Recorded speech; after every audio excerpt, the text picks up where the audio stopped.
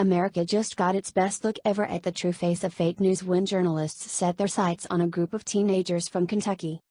The story of the great Covington Catholic High School hoax came hot on the heels of another fake news scandal.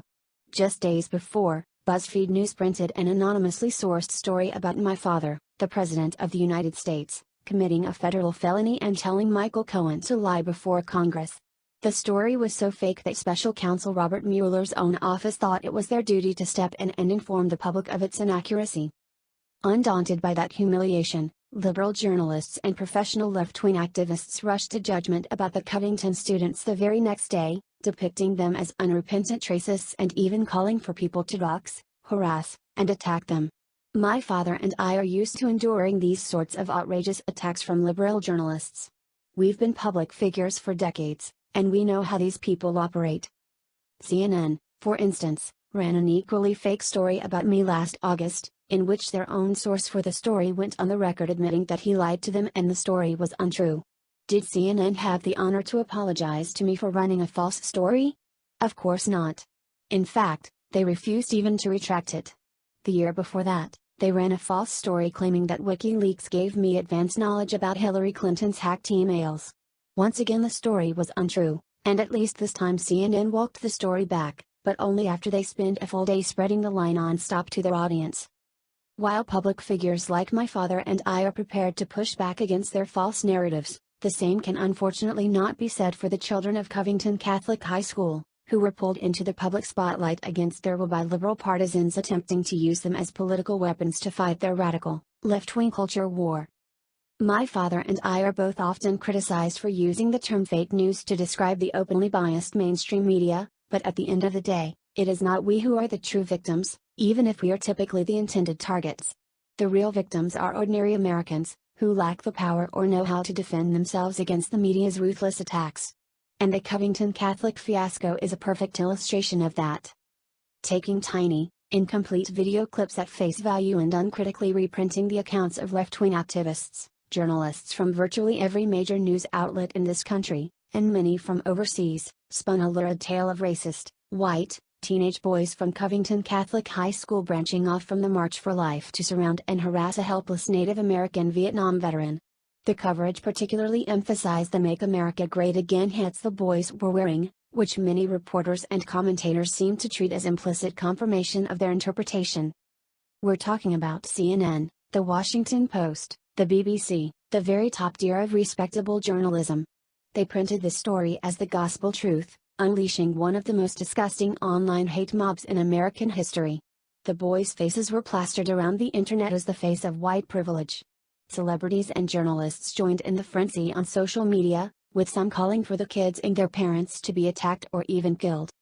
For liberals, this must have seemed like the holy grail of news stories, confirming all their favorite stereotypes about conservatives. The problem, beyond the appalling fact that people were calling for teenagers to be murdered over a viral video, was that absolutely nothing about that story was true. The only shouts that came from the Covington students were school spirit chants in response to slurs directed against them by a group of Black Hebrew Israelites, a wildly racist cult whose MO is to scream disgusting slurs at white people, especially people they think look Jewish, and then film their reactions for promotional videos. CNN would later describe the Black Hebrew Israelites as African American, young men preaching about the Bible and oppression. The Covington students were called little dirty A-crackers in reference to their race, child molesting F-gods on account of their Catholic faith, future school shooters, and worse. They were told to go back to Europe, that America isn't for white people. The original reports did not include that crucial information.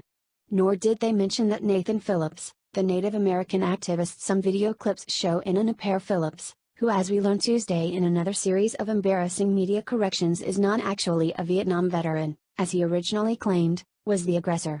He walked over to get right up in the Covington boys' faces, banging a drum and chanting. The teens did not yield. They stood firm. And for that, the fake news tried to ruin their lives. Let me be perfectly clear. The Covington Catholic High School students did nothing wrong. They went to Washington to express their political views in a peaceful march and ended up being accosted and berated by hate-filled cultists. They responded to the antagonization with remarkable restraint, only to be approached by an activist seeking a confrontation and a useful photo op. The high schoolers responded more maturely than most of us probably would if someone started beating a drum in our face, and showed far more restraint than the people who called for them to be mutilated and killed. They laughed, smiled, and danced around to their school cheers in the face of vile racial hatred and confrontational activists. They showed poise and reserve in the face of people who despise them. The fake news media were hell-bent on casting them as racist villains, their Catholic school as a breeding ground for hatred, and their families as culpable progenitors of white privilege, and in the process, they unleashed a mob so vicious that Covington Catholic closed down over security concerns. Philip's varying accounts of the experience are riddled with inconsistencies and outright falsehoods, yet media outlets overlooked his utter lack of credibility while giving him a platform to slander the students as beasts who were exacerbating national divisions with their hatred. From the very beginning, though, this was never really about the students or their behavior. It was about the MAGA hats that several of them were wearing. Liberals become so enraged when they see those simple red caps that they can't seem to focus on anything other than their hatred for the people who wear them. Twitter-verified liberal journalist David Klein let the mask slip when the fake narrative was still unchallenged, tweeting that wearing a MAGA hat is by definition a racist provocation and anyone who does it should be considered to be harassing any minorities in their general vicinity. Now, even after all the facts are out, many mainstream outlets are sticking to that exact same line. This Make America Great Again hat is just as maddening and frustrating and triggering for me to look at as a KKK hood, one CNN contributor said just a day after her network's religion commentator concluded that the real lesson from this incident is that kids should not be permitted to wear MAGA hats.